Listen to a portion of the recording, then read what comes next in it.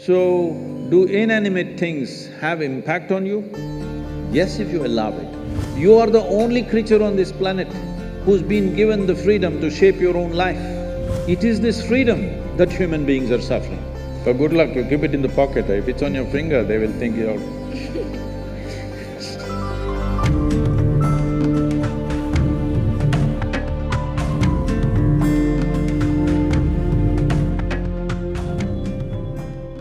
Sir, in the Indian society, when something goes wrong, for let's say someone is not well, so there are three types of people.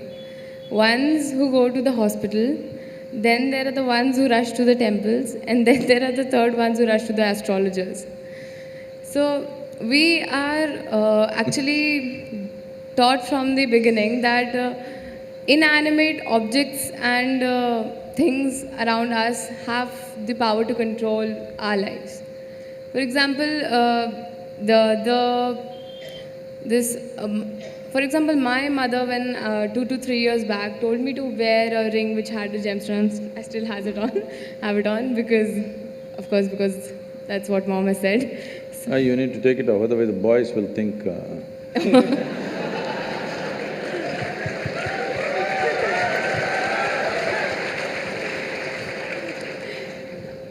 For good luck, you keep it in the pocket. If it's on your finger, they will think you're… See, human life is made in such a way, particularly human life. For all the animals, nature has fixed clear-cut path, what they can do, what they cannot do. Their lives happen between two lines. They cannot go below that, they cannot go above that. Within that they live. That's why they look so sure and certain and they're peaceful. Once their stomach is full, they're all peaceful. Do you see this? Hello? Are you on talking terms with me or no one? Do you see all the animals, once their stomach is full, they are peaceful. But human beings are thinking, or they're being taught that peace is the ultimate goal of life. A buffalo, full stomach, he sits peacefully. And for you, that is the ultimate goal, what a shame. What a buffalo can do with a stomach full of grass or whatever else he eats, you have to hold it as the ultimate goal. Is it not a shame, I'm asking you? But this is being taught like this, peace is the ultimate goal of your life. But coming to more fundamentals, if you're not peaceful today, can you enjoy your dinner today? No. Can you just enjoy walking down the street? Can you enjoy the company of a few people around you? No. If not ecstatic, at least you must be peaceful to enjoy anything in your life. So I'm asking, should it be the first step in your life or the last step in your life? Such people will only rest in peace. Now, do other things have influence on us, particularly inanimate objects? The gems and the diamonds and things like that, and also the planets. See, the nature of the planet has a certain influence on the life upon it. You will see on full moon days and new moon days, many animals behave in certain specific ways, simply because they're influenced by it. You know the whole ocean is rising.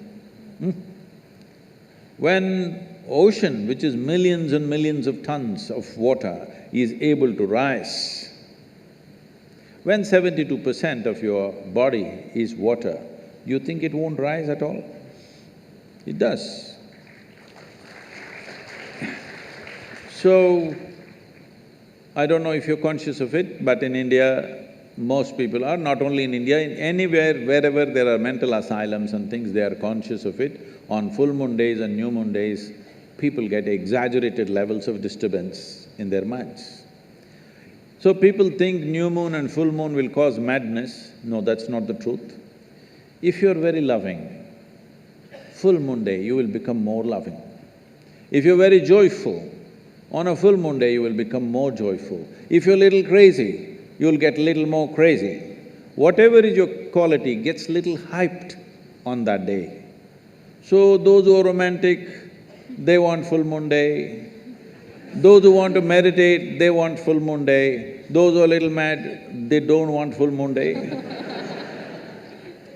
Essentially, it's hyping things up a little bit. Of course, today there is another kind of textbook science which is going on, which doesn't observe anything except what happens in the laboratory. These people are going on saying, this is all rubbish, this, that. No, if you pay attention to your own body, you will know, without looking up, without looking at the calendar, you will know when is full moon day, when is new moon day, by yourself, simply if you pay sufficient attention to your own system, because it's visible in your system. Certain behavior is there. But with a human being, the problem is, or people seeing it a problem, any possibility, if you do not explore that possibility, in your eyes, it looks like a problem. What is a problem is always a possibility, isn't it? You don't like it? What is a possibility? If you do not explore it, if you do not realize what is the possibility, it seems like a problem to you. So, do inanimate things have impact on you? Yes, if you allow it, because this is the human predicament that who you are is not determined by nature, it is left open for you. Left open for you means you are the only creature on this planet who's been given the freedom to shape your own life. Is it a small thing? This is a product of millions of years of evolution that today, after all these creatures from a single-celled animal, after these millions of forms, here we are sitting, this is the only creature which can shape its own life the way it wants. Every other creature has to live by the laws of nature. We can shape our own lives. It is this freedom that human beings are suffering. If you're suffering your bondage, it's all right. If you're suffering your freedom, you're a disaster, isn't it?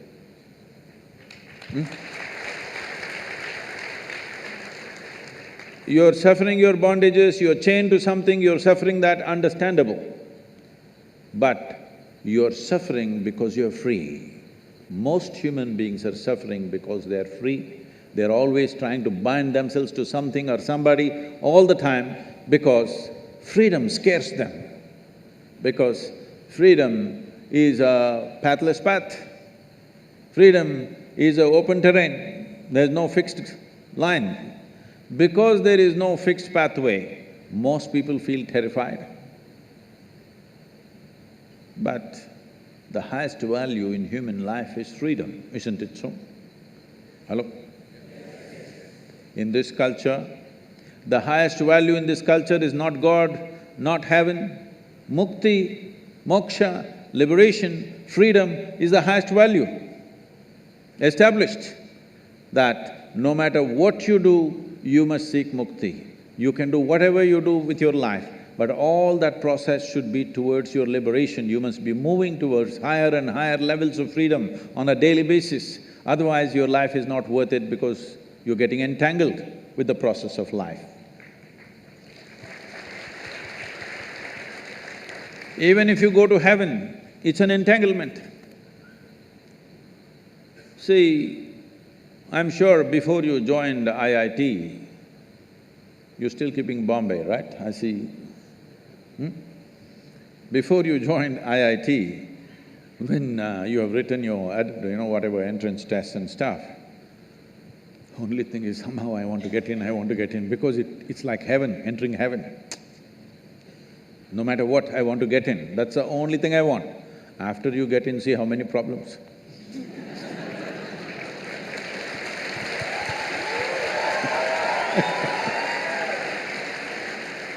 I'm asking you a simple question. Being on this planet, do you have any proof that you are not already in heaven and making a mess out of it? Huh? Do you have any proof? Suppose you took off from the solar system and look down at this solar system, whatever these 12, 14 planets and satellites and works, does planet Earth definitely look like a heavenly body among all these? Yes or no? So you're already on heaven and making a mess out of it, and now you want to go to another heaven.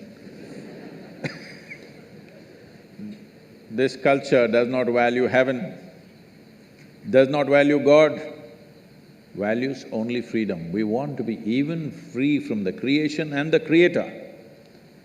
Mukti, moksha is the ultimate value because this is not a philosophical value, this is not a religious value, this is something every life is longing for. Only thing is, most human beings are short-sighted that they long for it in installments. See, whatever people are seeking right now, if they have nothing, they will say, if I get 100 rupees per day, Shiva, that's all I want, that's a prayer. 100 rupees fell. 100 rupees, fine, 3 days, 100 rupees, fine. 4th day, only 100 rupees, Shiva. What's the problem with you? Are you so stingy? At least 1,000 rupees a day. Okay, 1,000 rupee note, is it in legal tender, 1,000 rupee note? Huh? No, okay, 2,000 rupees fell. I don't want to get into trouble with that. Where is 1,000 rupees falling for Sadhguru? Where does he have? No, 2,000 rupees fell. You asked for 1,000, 2,000 fell. Wonderful Shiva, fantastic. After 10 days, only 2,000 rupees. It doesn't matter how much it falls, something more, isn't it? This is not about money. People think it's about money. People think it's about wealth, power, pleasure, love, knowledge. No, these are all different currencies. Essentially, you're looking for expansion because you feel suffocated. If we keep you in the same place for too long, you feel suffocated, you want expansion. You want to be something more all the time. Yes or no? Always something more. Will you settle with fulfillment? No, you will look at the other planets, you will look at the new galaxies. So there is something within a human being which wants to expand limitlessly. That means it wants to be free, nothing else. Looking at this carefully, observing the nature of the life within, that it wants to expand in a limitless way, the only thing it is longing for is to become boundless. That means it's seeking freedom. That is why in this culture we established the highest value is mukti or moksha, which means liberation or freedom, not heaven, because heaven is just another place. Maybe little better accommodations, but same trouble after some time, isn't it?